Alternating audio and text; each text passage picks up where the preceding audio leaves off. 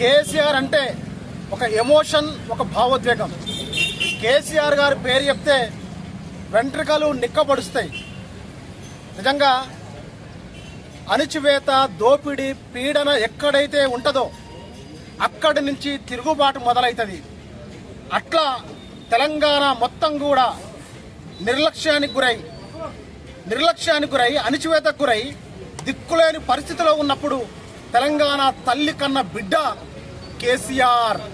నిజంగా కేసీఆర్ని అర్థం చేసుకోవాలంటే ఒక్క విషయం మనం అందరం ఆలోచన చేయాల్సిన అవసరం ఉన్నది.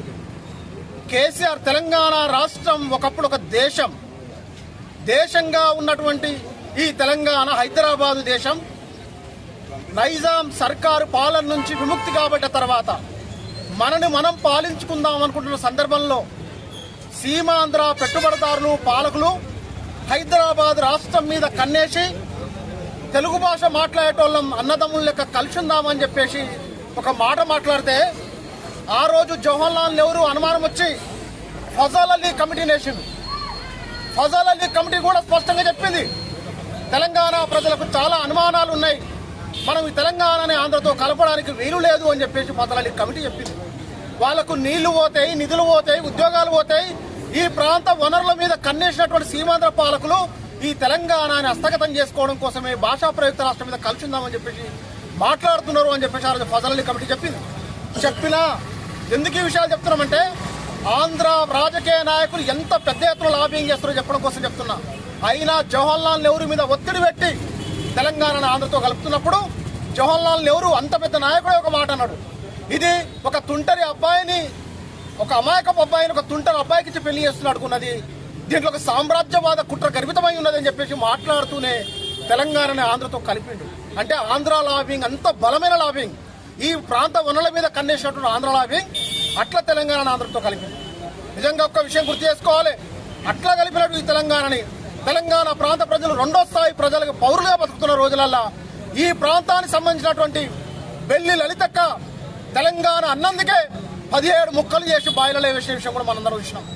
గద్దారన్న జై తెలంగాణ అన్నందుకే గద్దారన్న గుండెల్లోకి బుల్లెట్ దించినటువంటి విషయం కూడా మనం అందరం చూసినాం. ఆ రోజులల్లా తెలంగాణ అనే పదం ఉచ్చరించడానికి వీల్లేదు అని చెప్పి నిషేధించిన రోజులలో అప్పుడే వచ్చిన నాయకుడు కేసీఆర్ వ్యూహాత్మక రాజకీయ నైపుణ్యంతో దేశం మొత్తాన్ని ఒప్పించి తెలంగాణ సమాజాన్ని అంతా ఒక ముద్దలో ఒక దగ్గర తీసుకొచ్చి తెలంగాణ రాష్ట్రాన్ని సాధించినట్టు నాయకుడు.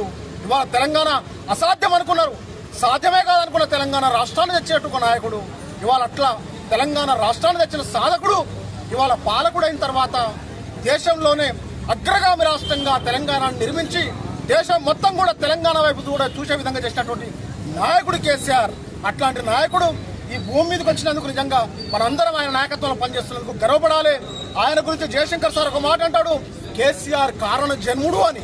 నిజంగా కారణ జన్ముడు కేసీఆర్. ఆయన నిలువల్లా తెలంగాణ ఉంటది, నిలువెల్లా తెలంగాణ గురించి ఆలోచిస్తాం.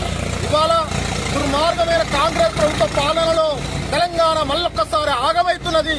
కేసీఆర్ నువ్వు మళ్ళొక్కసారి ఈ తెలంగాణకు రక్షకుడుగా నువ్వు ముందుకు రావాల్సిన అవసరం ఉన్నదని చెప్పి సందర్భంగా తెలియజేస్తూ నువ్వు ఈ ఆయురారోగ్యాలు బాగుండాలని చెప్పేసి ఆ భగవంతుని ప్రార్థిస్తూ నువ్వు ఆరోగ్యంగా ఉండాలని చెప్పి మనస్ఫూర్తి ఆకాంక్షిస్తూ జై తెలంగాణ. కేసీఆర్ గారి నాయకత్వం,